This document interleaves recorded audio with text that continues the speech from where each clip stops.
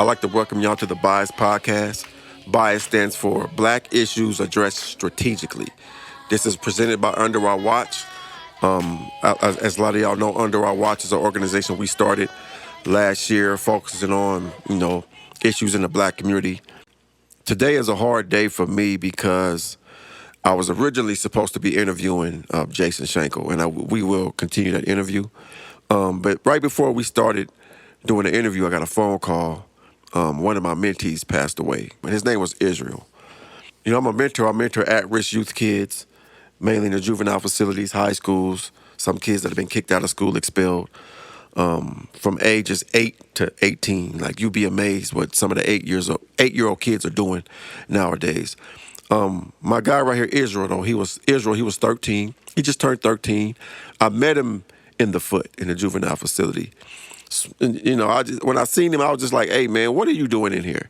And I just couldn't believe that he was in jail. So I volunteered to be his mentor.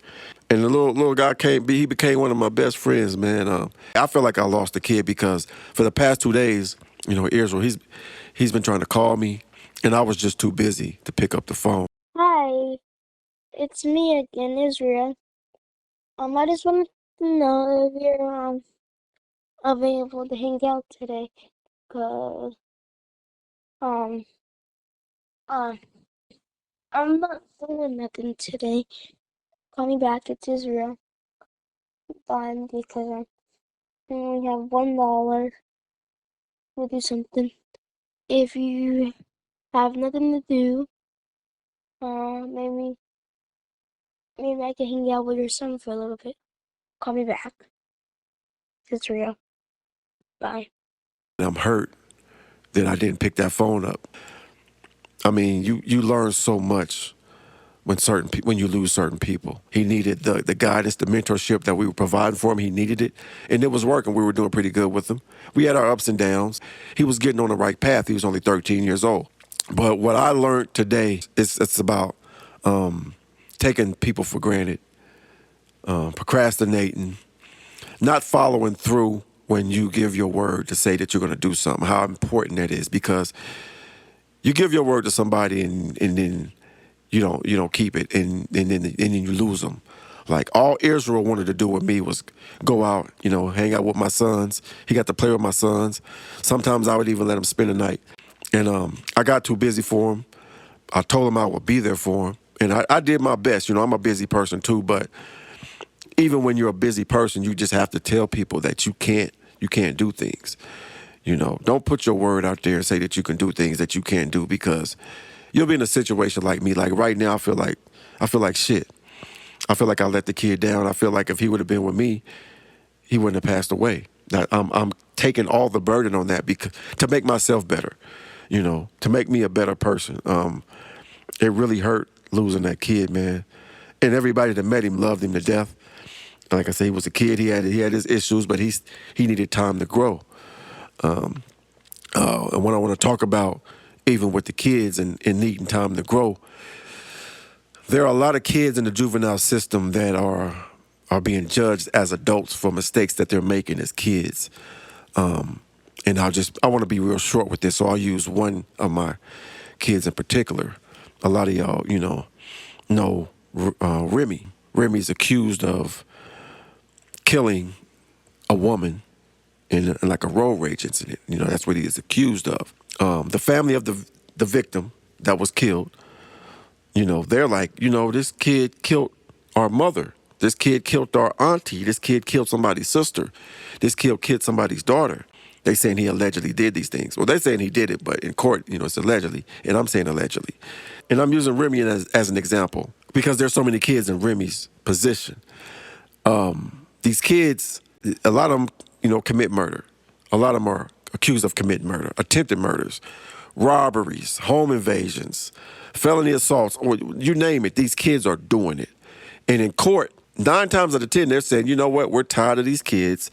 If you parents can't parent your kids, we're just going to send them away. He's been going to court for 4 years. They're charging him. He turns 18 in August.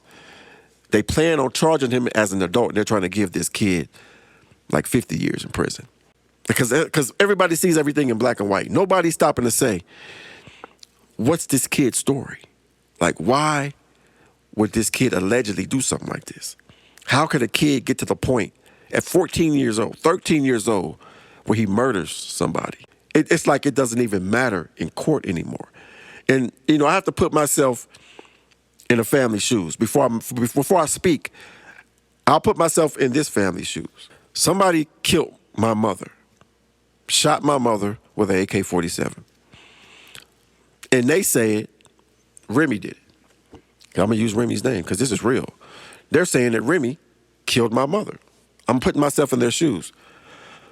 The thought of a kid shooting my mother with the AK-47 and me thinking about my mother getting shot, I probably want to kill everything moving if somebody killed my mother like that. I think any of us would. Killed my mother, killed my son, anybody in my family. I would want all-out revenge. And that's 99.9% of America's response when it comes to kids. Now, we're talking about kids, not adults. And we can get into the adults later, but we're talking about kids. Normally, before I started working with these kids and learning this system, how the system is set up, I would have been like, man, fuck that little kid. Something needs to happen to him. Give him life. But now where I'm at, being on the other side, working with these kids, and I'm telling y'all this, before you pass a judgment on these kids, you have to stop and ask yourself, what is this kid's story? So we're talking about Remy. So we're going to say Remy. What is Remy's story? How could Remy get to a point where he could allegedly do something like that? How? These kids, a lot of the kids that I'm seeing, that are violent offenders, most of them have TBIs, traumatic brain injuries. A lot of them have been sexually assaulted. In Remy's case, his father got murdered when he was 13 years old, when he was 12 years old. I can't see him at all, ever again. Oh my shit. It pisses me off. I don't see him, and it hurts my nerves. I can't talk to him. I can't. But I can't, because he's not here. I can't. He's not here. I can't see him. I can't hug him. I can't touch him. He's gone. I can't touch him. I'm sick of people telling me that. Sick of people saying I can see him and talk to him. I can't talk to him. Like, these kids are dealing with so much.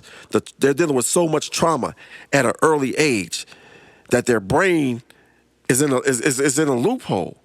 Their brain is constantly spinning. They can't stop and rationalize how to do the right thing. And then somebody ends up getting killed. And we forget about all the trauma that this child that didn't ask to come here in the first place, we forget about all this trauma that this child has had to deal with all his life, from drugs to sexual abuse to traumatic brain injuries to watching people around him die, his friends, family, in Remy's case, his father. Nobody is stopping to say, what is this kid's story? All they're saying is, let's give him 50 years. Your brain doesn't develop, your brain doesn't develop fully till you're 25 years old. Fuck the fact that he was only 13.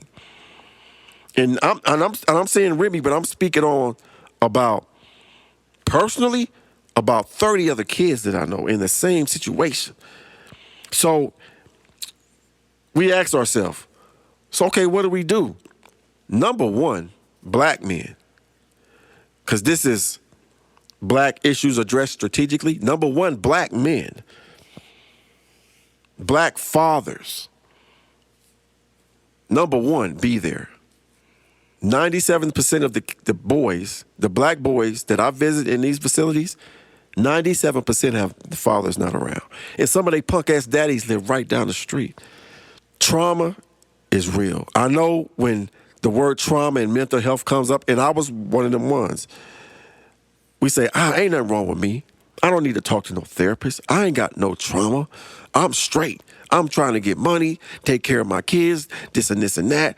I ain't got no trauma. You's a motherfucking lie, bruh. We all got it.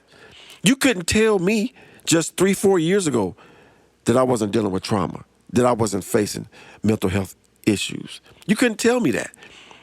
It's like in men, once we stop and realize that it's okay for us to get help, it's okay for us to talk to each other as brothers amongst each other, to realize a lot of us are dealing with the same shit, especially in this economy.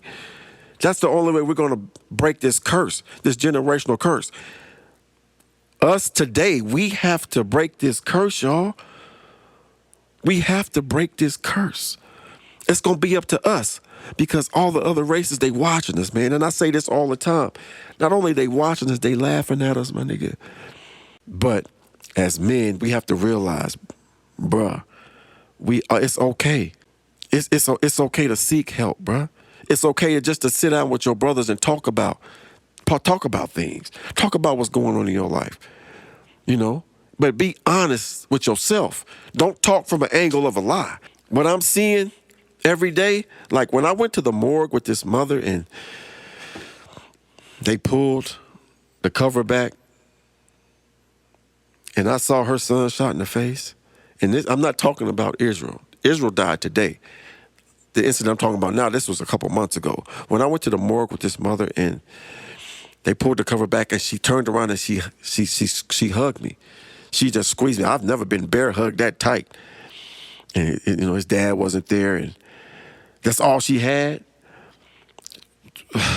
She almost squeezed the life out of me. Like I just was like, there's no way that I can carry on with the bullshit from what I'm seeing. It's like I'm watching what's going on social media and everybody on the same fucking thing. Still bragging about money. Still bragging about, you know, what you doing as far as getting famous and shit. Like, I understand it. You know, when you come from the struggle, you want to brag about when you ain't used to having nothing, you want to brag when you get something. But that's a diversion, y'all. In order for us to really get something, we have to concentrate on what's going on with our babies. And when we understand what's going on with our babies, then we'll start to understand ourselves better. And I'm telling you this is what I'm seeing every day. Like under our watch, we haven't been doing the weekly events or the bi-weekly events, but under our watch, we in the streets of the jails or the schools or the courts every day. Volunteering. Like, y'all have to forgive me, man, because I'm really distraught about the news of my mentee dying today. But just in honor of him, instead of me going home and sitting down moping about it, I'm really kind of fucked up right now. But rest in peace to my little partner Israel, man. He didn't get a chance. And I'm gonna leave it at that. But black men, we got to come together and fix this, y'all. All that bragging about what you doing, money-wise, that's just lame, bro. That shit is played out, bro. These babies is out here dying, bro. And I know everybody got to pay their bills and carry their household, but it's just certain things that it's lame. I don't give a fuck what you got or what you doing. If you ain't committing to this cause outside of what you're doing to try to help these kids, if you can sit at your house and not give a fuck about what's going on out here, nigga, fuck you. Because it's not until one of these kids hurt one of your kids or hurt some close to you that you're going to wish that you was out here trying to help. Bias podcast presented by Under Our Watch. This your boy Zilla, man. I'm out.